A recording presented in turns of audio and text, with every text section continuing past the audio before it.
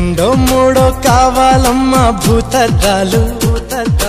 ఉందో లేదో చూడాలంటే నీ నడుముని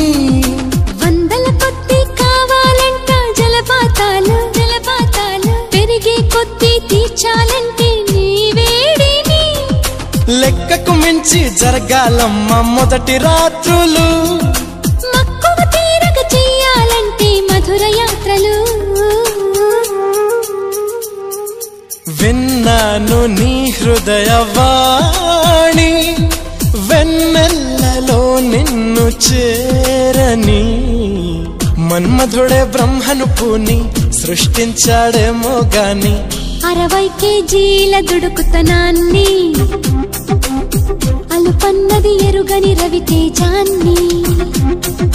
పలికింది ఆకాశవాణి ఈ